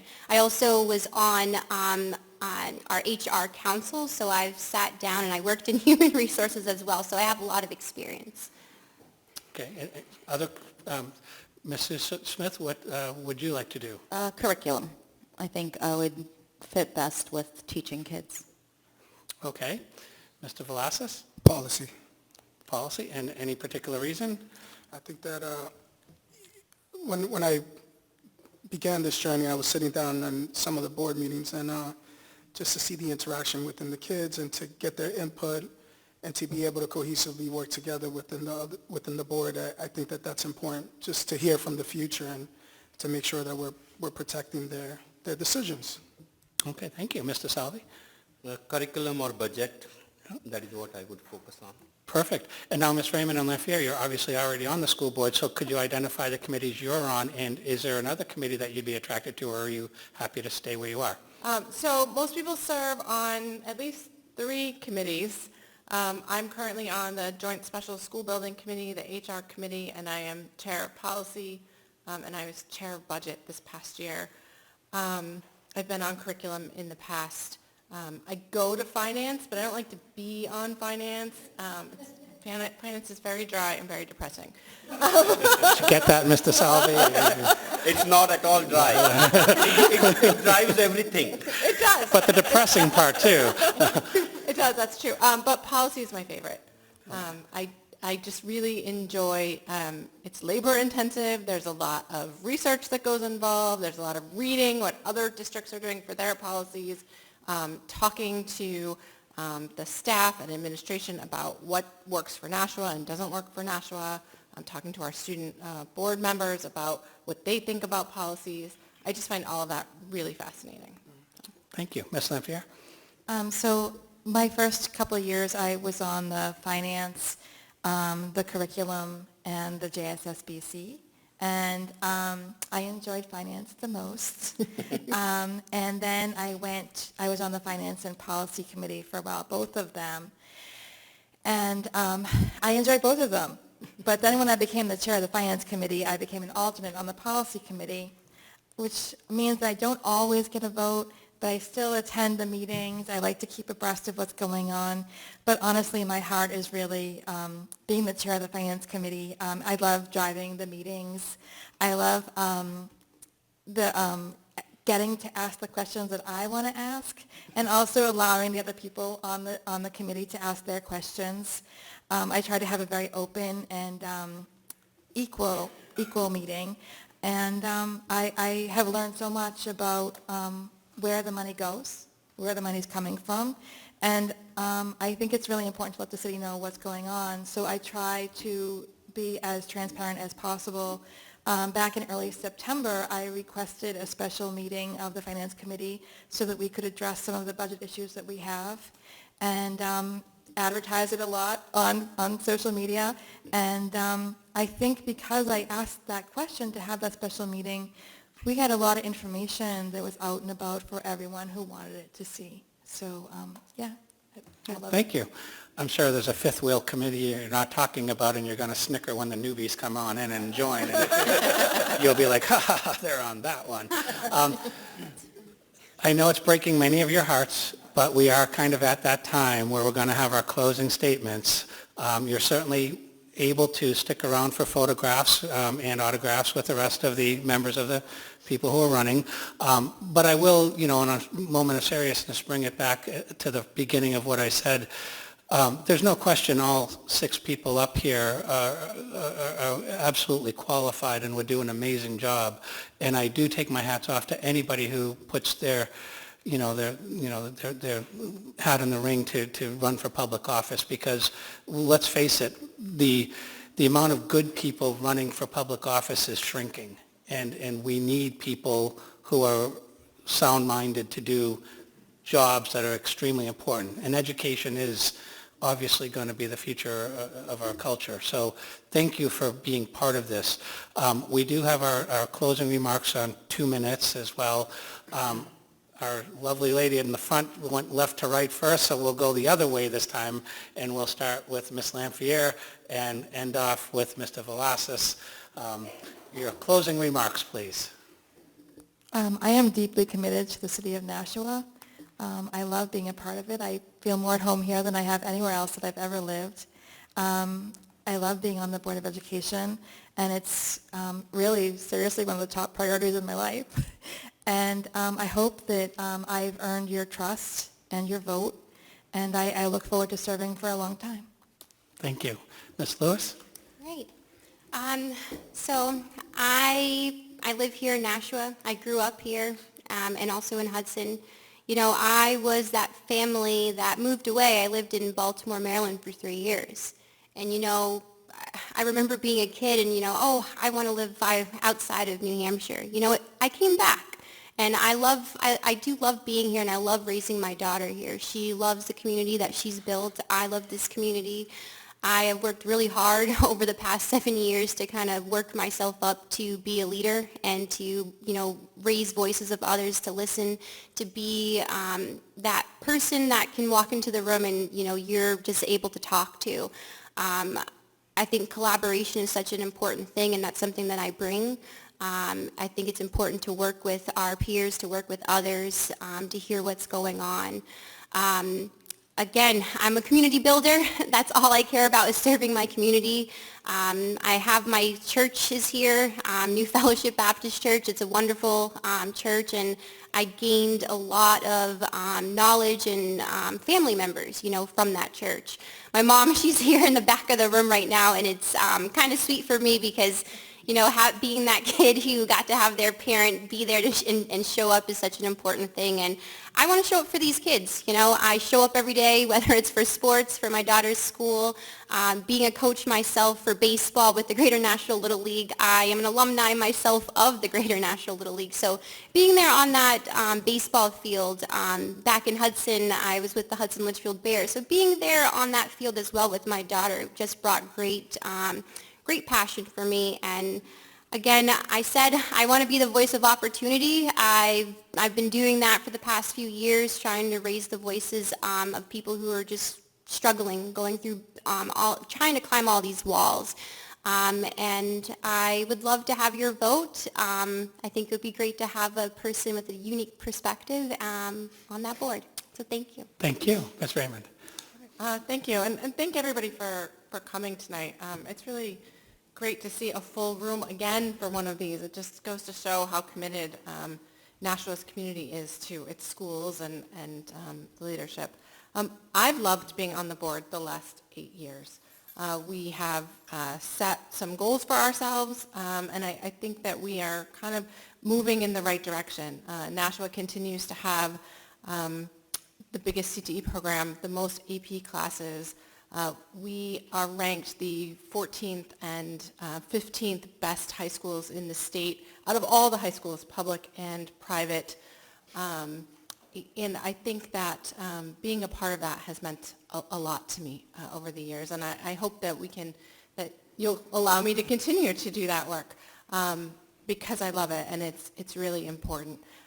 My kids have had a great time going through the Nashua school system. I have a sophomore and a senior, and I'd like to keep doing this as long as they're in school and as long as you guys will have me. So thanks. Thank you. Mr. Salvi? Good evening, everybody. Thank you for coming. I know that 2 hours listening to us is not an easy thing. So I'm basically I'm a Nashua resident for last 27 years. My history, you can go to santoshfornashua.org where you can get to know more about me. You can send me an email if you have any questions or clarification. I will respond within 48 hours for sure. Why I'm running? The reason I'm running is because I believe in public school. both the kids got benefited out of public school. I know that we need to build a trust between the families, teacher, students, and we collectively work together to the betterment of the society. That is what I truly believe in. My history shows that, my record shows whatever the things I get into, I give 100%. I'm a business owner, so I have flexibility to be there into any meetings. Whatever is needed, I can change my schedule. So I have done that as a state rep. I will do that as a elected Board of Education team also. I see all the contestants right and left to me. They are all qualified. So your job is difficult. So you guys need to go deep dive into each and every person and try to take your educated decision. And please tell your network also to do that, because if you get the right candidate on the board, I think the public school will definitely benefit and we all will build a good community. Thank you. I'm Kendra Susie Smith, and I'm running for office because I feel as though we need a change. I want to make sure that your voices are heard. I've grown up in this city since I was 12 years old. I'm now 48. I've raised 4 kids. I've worked in the schools. I've taught sports here in this city. I have a nonprofit which feeds the kids here in this city. I also have a small owned business right up the street, Soul Sisters, where we also feed the homeless here in Nashua. So I'm here to help parents be heard. I want to make sure that IEPs are being enforced and that parents know how to use those things.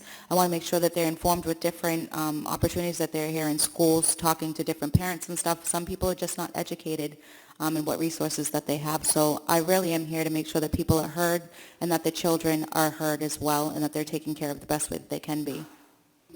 Thank you. Good evening, I'm Oscar Velasquez. I come from an area with lived experiences. Those lived experiences give us the perspective to how to reconnect with those communities. And before I decided to run, I wanted to do my homework to make sure that this is something that I can actually do. And for 9 months now, I sat on boards, I sat on meetings, and I knew what was at risk, teachers' jobs. But I also had the opportunity of sitting in a committee with Citizens Advisory Committee to oversee our tax dollars and to see how we can potentially save those jobs and work with aldermen and work with the mayors. And I'm proud to sit with other committee members that are on the audience to be able to say that we were able to save those jobs. And I'll continue to do so. Be able to have a future for my daughters. I've invested here. I take those experiences from being at the National Children's Home up in the hill on Amherst Street to becoming the former vice president and going back and talking to the kids and changing their lives. And that's exactly what I want to continue to do.